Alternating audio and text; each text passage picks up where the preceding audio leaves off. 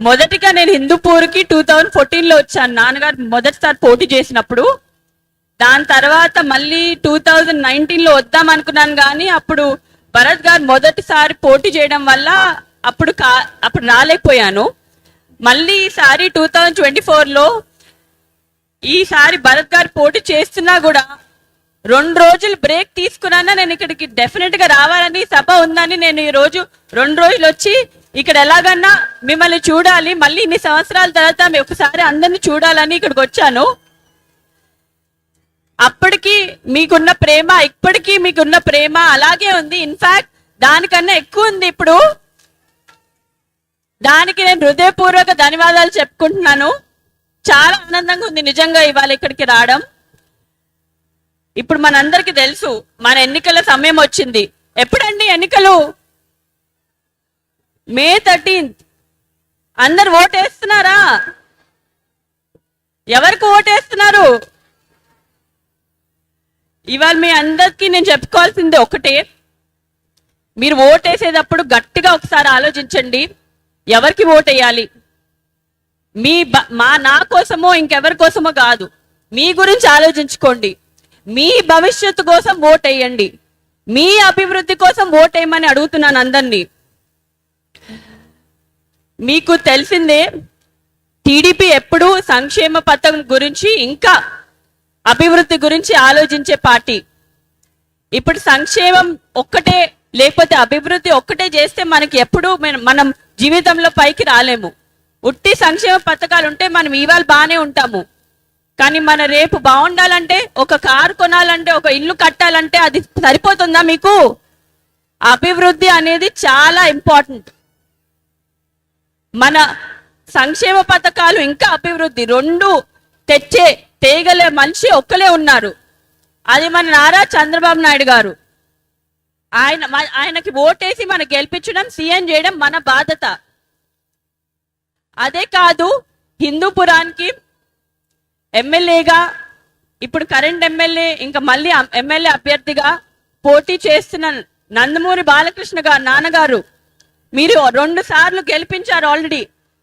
ఆయన చేసిన ఇక్కడ చాలా కార్యక్రమాలు. మొదటిగా మనం మాట్లాడాలంటే నీటి సమస్య, మీ అందరికీ తెలిసిందే. నీటి సమస్య మొదటి ప్రయారిటీగా తీసుకున్నారు. అదే కాకుండా అన్న క్యాంటీన్ పెట్టారు. ఇక్కడ రోడ్లు కానివ్వండి, చాలా కార్యక్రమాలు చేశారు మీకోసం, ఇంకా చేస్తూనే ఉంటారు. మనం సీఎంగా చంద్రబాబు నాయుడు గారిని, ఇక్కడ ఎమ్మెల్యేగా మన నందమూరి బాలకృష్ణ గారిని గెలిపించడం మన బాధ్యత. మీరందరూ సైకిల్ గుర్తుకే ఓటేస్తారని నేను ఆశిస్తూ నేను సెలవు తీసుకుంటున్నాను. థ్యాంక్ యూ అండి. డ్వాక్రా సంఘాలే కాకుండా పెద్ద కాలేజీల్లో అంటే మెడికల్ మరియు ఇంజనీరింగ్ కాలేజీలో రిజర్వేషన్ మహిళలకి మొట్టమొదట కల్పించింది మన చంద్రబాబు నాయుడు గారే. ఇప్పుడు మనం చూస్తున్నాము, ఎంతో మంది తెలుగు మహిళలు ఇంజనీరింగ్ చేసి డాక్టర్ అయ్యి వాళ్ళు వేరే వాళ్ళ మీద ఆధారపడకుండా వాళ్ళ కాళ్ళ మీద వాళ్ళు నిలబడగలుగుతున్నారంటే అది చంద్రబాబు నాయుడు గారి ఘనత. ఇవే కాకుండా మహిళల వంటగది బాధలు చూసి మహిళలకు ఉచిత గ్యాస్ కనెక్షన్ ఇచ్చింది మన చంద్రబాబు నాయుడు గారే.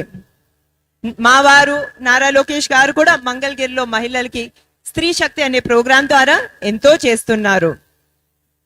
ఇప్పుడు మనము బాలకృష్ణ గారి గురించి మాట్లాడాలంటే, ఆయన ఎప్పుడు మహిళా సాధికారత గురించి ఆలోచించే ఆయన.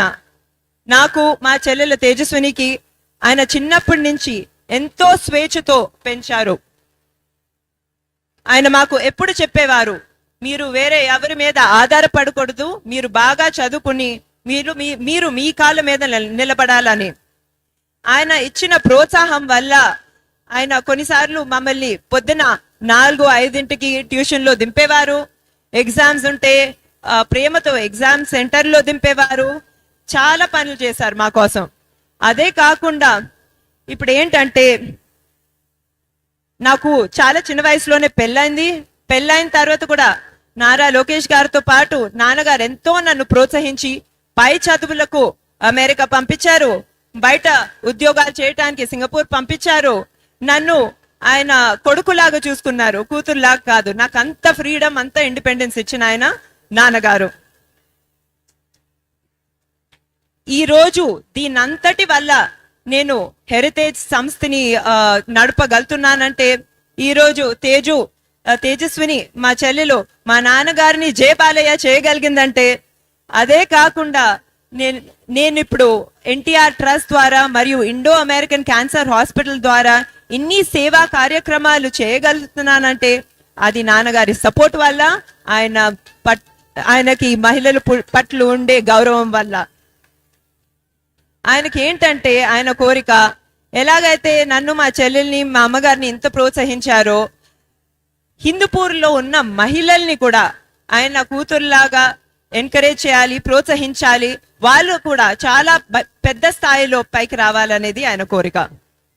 ఇప్పుడు మనము నాన్నగారు ఇక్కడ చేసిన పనుల గురించి మాట్లాడాలంటే, గత 10 సంవత్సరాలుగా మీ బాలయ్య మీ ఎమ్మెల్యేగా ఎన్నో సంక్షేమ మరియు అభివృద్ధి కార్యక్రమాలు చేయడం జరిగింది. అందులో కొన్ని నేను మీకు గుర్తు చేస్తాను, మీ అందరికీ తెలుసు.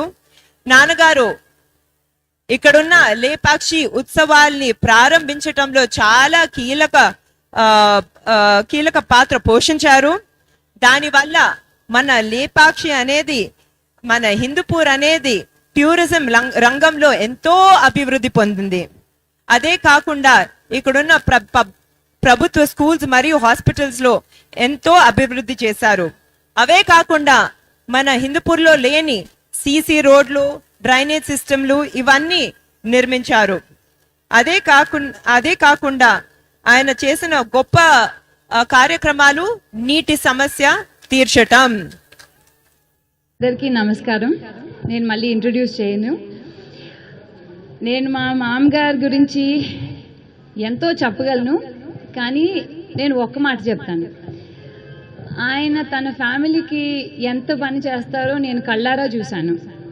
అలాగే ఆయన ఖమ్మం కుటుంబంకి అలాగే సేవ చేస్తారని నాకు పూర్తి నమ్మకం. అందుకే మే 13వ తారీఖు కాంగ్రెస్ పార్టీకి హస్తం గుర్తుకి ఓట్ చేసి మన రఘురామ్ రెడ్డి గారిని మెజారిటీతో గెలిపిద్దాం. Thank you. నమస్కారం. మాకు ఈ ఆపర్చునిటీ ఇచ్చినందుకు అపార్ట్మెంట్ ఓనర్స్, ఇంకా అపార్ట్మెంట్లో ఉండే ప్రతి రెసిడెంట్కి ధన్యవాదాలు. నేను మీ సీనన్న బిడ్డని ఆల్రెడీ చెప్పినట్టు, అట్లనే నేను రఘురామ్ రెడ్డి గారి చిన్న కోడల్ని. నేను మా మామయ్య గురించి ఒకటి చెప్తాను. మా నాన్న నన్ను ఎట్లా బాగా చూసుకుంటారో మా మామయ్య నన్ను కానీ ఆశ్రిత అక్కని కానీ అట్లనే చూసుకుంటారు. అదే నమ్మకంతో నేను చెప్తున్నాను, మా నాన్న మీ అందరిని ఎలా చూసుకుంటారో మా మామయ్య కూడా మీ అందరినీ అలానే చూసుకుంటారు. మా నాన్నగారు ఎప్పుడు చెప్తూ ఉంటారు, నాకు ఇంట్లో ఉండే కుటుంబం ఒకటంటే జిల్లాలో ఉండే కుటుంబం అంతే. మామయ్యకి ఒక ఆపర్చునిటీ ఇచ్చి ఈసారి మెంబర్ ఆఫ్ పార్లమెంట్గా ఎలెక్ట్ చేస్తే మా మామయ్య కూడా ఒక రోజు ఇంటికి వచ్చి నాకు ఇదే చెప్తారని భరోసా ఉంది. ఎట్టి పరిస్థితుల్లో మీకున్న ప్రాబ్లమ్స్ని రిజాల్వ్ చేయడానికి మనకున్న బెస్ట్ క్యాండిడేట్ రఘురామ్ రెడ్డి గారు. దీంతోనే ఐ రిక్వెస్ట్ యూ, మే 13వ తారీఖున ఓటింగ్ నాడు హస్తం గుర్తుకి ఓటేసి రఘురామ్ రెడ్డి గారిని మీరు ఢిల్లీ పంపిస్తారని నేను ఆశిస్తున్నాను. మొన్న అసెంబ్లీ ఎలక్షన్స్లో మీరు తుమ్మల్ గారికి ఎలా సపోర్ట్ చేసి ఎంత భారీ మెజారిటీ ఇచ్చారో దానికంటే ఎక్కువ మెజారిటీ కోరుకుంటున్నాము. అది మీ వల్లనే సాధ్యమవుతుంది. మీరే కాదు, మీరు వెళ్ళి 10 మందికి చెప్పాలి మనకి రఘురామ్ గారు ఎందుకు మంచి క్యాండిడేట్ అని. మీరు చెప్పాలి హస్తం గుర్తు వస్తే మనకి ఏం జరుగుతుంది అని. కాంగ్రెస్ పార్టీ వల్ల ఖమ్మం జిల్లాకి ఎంత మేలు జరిగిందో మనందరికీ తెలుసు. ఇదే మేలు జరుగుతూ ఉండాలంటే మళ్ళీ కాంగ్రెసే కదా అధికారంలోకి రావాలి. మన దగ్గర ఎట్లయినా బీజేపీ లేదు ఖమ్మం జిల్లాలో. మళ్ళీ బీఆర్ఎస్ అంటారా, వాళ్ళు స్టేట్లోనే లేరు, ఇంకా సెంటర్కి ఎక్కడికి వెళ్తారు? సో నేను కోరుకునేది ఏంటంటే మీరందరూ 13వ తారీఖున హస్తం గుర్తుకి ఓటేసి కాంగ్రెస్ పార్టీని గెలిపించండి. జై కాంగ్రెస్.